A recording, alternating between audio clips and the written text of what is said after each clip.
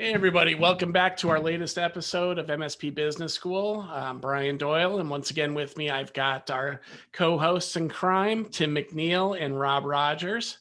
And today we've got a very special guest joining me from one of my favorite places in the world, over there in the Emerald Isle there, Ireland. We've got Peter Strahan from Land Tech. Peter is, the managing director of that organization, and he's got a real interesting story to tell us today. So with that, Peter, welcome. Tell us a little bit about Land Tech, how they came to be, how you got started on this journey, and what that's been like for you thus far. Yeah, well, we started probably a little bit over 10 years ago. I heard a great saying the other day that somebody else said that they had an entrepreneurial seizure. And I think that's probably what happened to me. I was kind of probably disenfranchised a little bit of where I was within another tech company. And they were chasing, it was becoming more account management and everything else. And really what I suppose we wanted to do was really unlock the value that was within businesses' IT to really transform their businesses. And, so that desire is what really thrust us out into setting up our own company that, at that time we didn't really know anything. I as a kid was somebody who loved to take apart radios and take apart stuff and try and put them back together. I don't think they ever really worked when they went back together. But anyway, I just liked that stuff. I liked being, fixing stuff. And we have a family connection in the hospitality industry, and I'd worked in that industry for a while and actually studied some of that stuff. And I really liked that people, seeing the value of good service and, making a difference in people's lives. We used to, lots of people came over from various parts of the world, the US and various others. And, I think if you can educate people around, the city you're in or the country you're in and really make a difference, there's nothing more satisfying. So we ended up marrying the two and creating Land Tech, as I say, a little over 10 years ago. And it was just me. And then you realize there's only so many hours in the day, and you got to start bringing in more people, and that brings its own challenges. And I think very quickly then you start to hit that glass ceiling of you're in the day-to-day, you're trying to run a business, you're also trying to solve all the problems and the technical, trying to then do the finances at midnight or 1 o'clock in the morning, or if it's tax returns in October or November. I think you very quickly realize, what the hell have I done? And this has got to change. I can't deal with this. I think when I started, my wife was pregnant, and it was really, we had to make money. We had to put food on the table. So where we are now is, we're not far off 20 people. We're not quite there yet. I think COVID's had that impact this year on us, but we're nearly there. We've offices based in Dublin. We were looking to expand to different cities as well and start to spread ourselves around. And we had an office just about to go in the UK in London. And I think, now we've taken that original ethos about being laser focused on our client success. But now the business is not just focused on our clients. We actually focus on the business itself to kind of grow the business. And, that was the key thing of bursting through that glass ceiling a few years ago, because we were just too focused with our head in the sand. It's funny, there's a pivotal moment, I think, when in business. And a few years ago, I sat down with a much more experienced CEO who was looking to merge. And I sat down with him for a cup of coffee. And he said to me, what's your number, Peter? And I kind of looked at him a bit confused, kind of going, what do you mean, what's my number? And he goes, what number? What's the amount of money you need to retire on? And I didn't know. And I never wanted to be in that position again. And that's what started the hunt to transform the business. It really, really did. So I assume you've defined that number in your head now? Yeah. Yeah.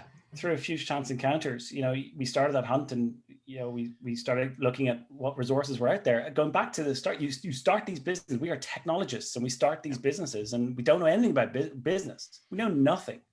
And we don't want to ask for help. We just kind of we get deeper and deeper and deeper into the hole.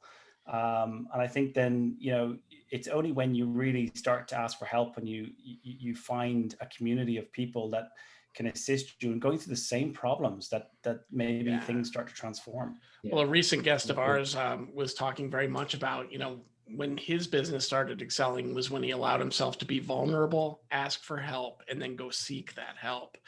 So, I know part of your strategy for growth came into, participating in peer groups. Are there other steps like that you've taken to kind of help you through this process of maturing? Well, I think the peer groups are the key catalyst, because in Ireland, there's quite a small community, and I suppose they kind of all know each other. A lot of the bigger, more established MSPs probably know each other, and the industry would know each other. And we had been stung by one of the big manufacturers on a project that we were working on. So we very much kept our blinkers on, our head down, and just kind of put our head in the sand and really focus, as I said, on the customer. After that conversation, that coffee that we had with that CEO, we knew they were involved in a peer group, the Evolve peer group. And we were in the UK at an event, and we met Gareth Johns was a key figure who's running the UK or European arm of the Evolve group. And the Evolve group it's a big commitment. It's not something you just join and meet up for pints at the end of the day and whatever else. It's a big commitment. But we were ready for it, and that transformed the business. Why? Because you're held accountable. You learn very quickly the areas of the business that you really need to be watching. With the help of Paul Dipple and service leadership that's part of that, you start to see the benchmarking of results from other MSPs. That gives you the horizon. That gives you something to look at, to benchmark against, to be able to say, okay, well, my business is maybe not doing that bad, but there's areas of my business on the SLI report that's red, and I've got to go and chase those and work out why it's red.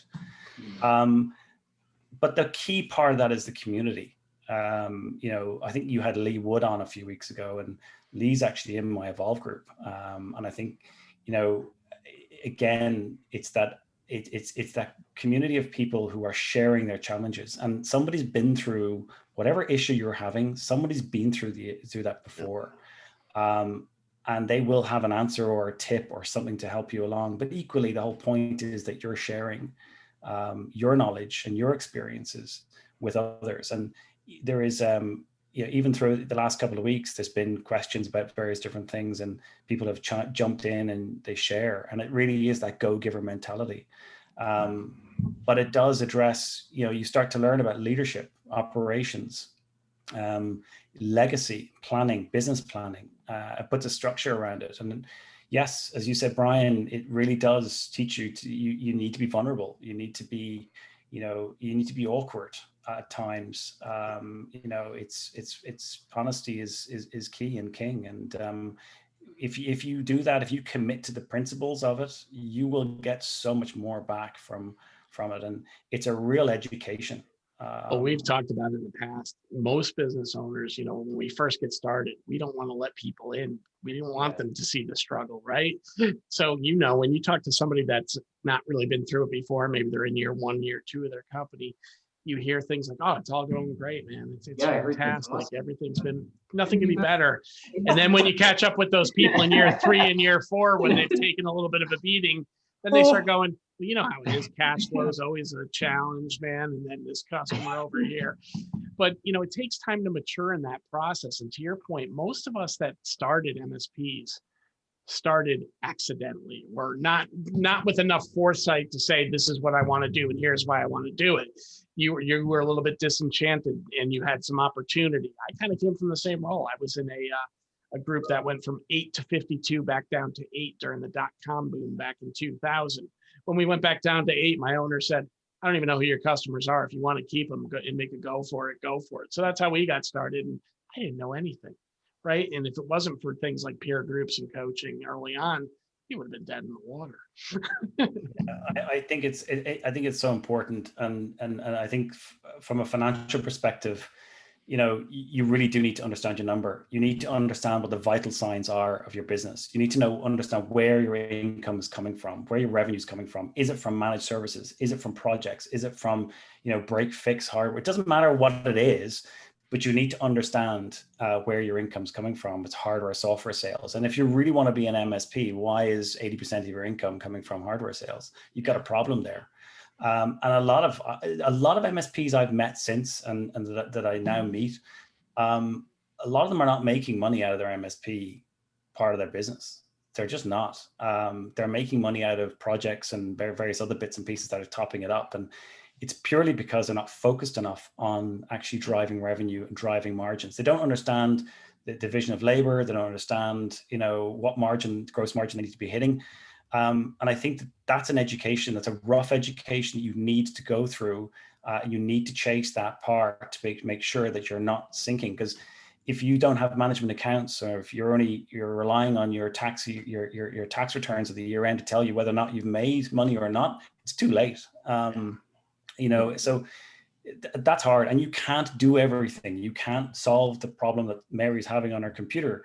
You can't design the next server migration or whatever it might be, and also do the finance. You've got to start leaning on other people and bringing in other contractors or internal people to do it for you. And we are possibly the worst industry for outsourcing, even though that's what we pontificate all the time. And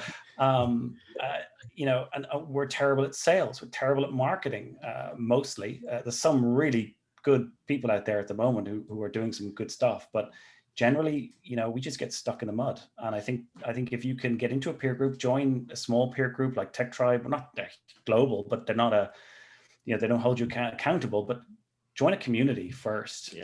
Start to ask questions and then to find your way. And I'd certainly recommend Evolve anyway for supercharging your business, but it's not an overnight success. And this is something that's really important. People do join and they think my business will be different in 3 months' time. It won't be. It'll take 2 years. It might even take longer. It's a process, right? You can correct little things along the way and big things come out the other side. So let's segue a little bit. You were sharing with us before this, that we started recording today, about a situation one of your customers ran into, and it was kind of a transformative time, probably more for them than for you, but certainly a big part of your growth story as well. Share a little with us about what occurred there.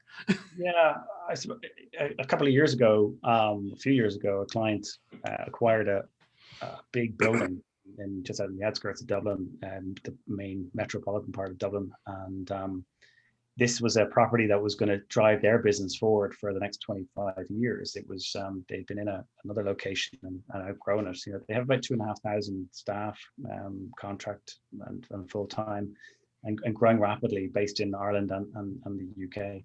And we've been working with them for, I don't know, 8-9 years. And we had a very good relationship with them. And they went through a year, maybe 18-month full renovation of this building. They made it purpose fitted out for their business. And the owner was very much, this was his baby. He wanted this to be the thing that would see the business going forward. He kind of handed day-to-day operations to a COO. But so we moved them in, I think, towards the end of one of the years, 2017, 2018. And a month later, I remember getting home from a long drive from visiting a customer somewhere. And I was just about to sit on the couch and my phone rang. And it was their COO. And he said they had a fire in the building. And so we immediately, activated the systems to see what was going on, and we could actually see the temperature rising in the temperature sensors within each of the racks. We could monitor everything, and that's one of the things we do. We monitor everything in a customer site. They first thought the fire might have been in the comms room, but it wasn't. It was somewhere else. But that fire basically rendered the building completely uninhabitable. Now they thought they might be back in a while later, but effectively it was over a year before they were back in that building. But the very next morning, so that was about 9 o'clock in the evening, we got the call. And we arranged a crisis meeting the next day, the next morning, in another client of ours. Actually, was a hotel based out in the airport. And at 6 a.m., we all gathered there. So the managing directors, the senior staff of that client, and we were the only third party. IT was the only third party. It had been transformed from being a squeaky wheel to now being at the boardroom table, effectively, in this hotel. And the green light was given to enable the DR, which was running in our data center. We had all their servers, absolutely everything, running in our data center. And by 9 o'clock, we had our guys arriving with some spare computers, laptops, whatever else, so their critical staff could get back in operation. And by midday, because the next day was a payroll day, they paid 2,500 people that day. And had they not paid, had they missed that, some of these contractors would have walked off site. They wouldn't come back. It would have been irreparable damage. But the CEO, the owner, and I was there on site really only so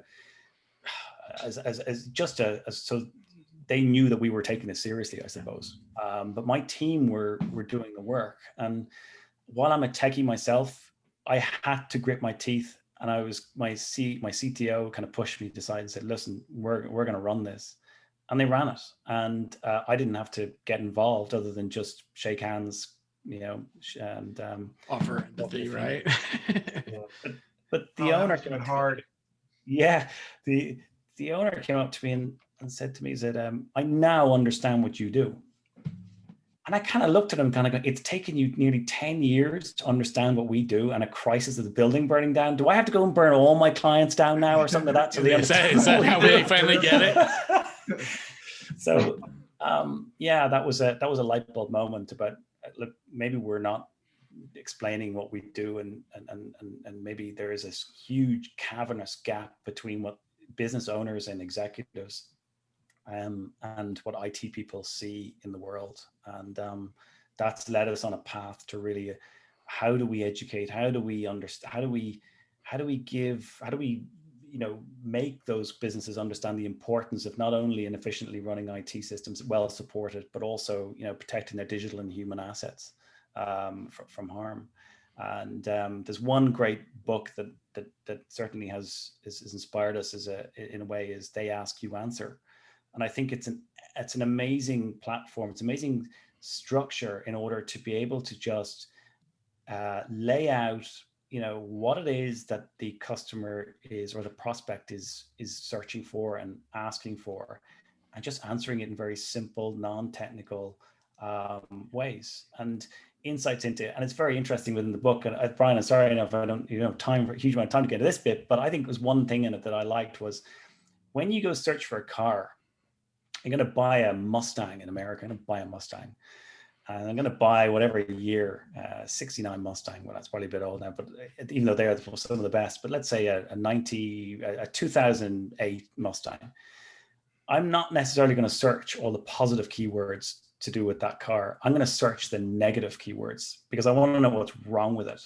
So I think making sure that the content that you're putting out there reflects what the people are actually searching. Maybe, do I need to have outsourced managed support? What's wrong with managed services? What can go wrong with outsourced managed IT services? All that kind of stuff.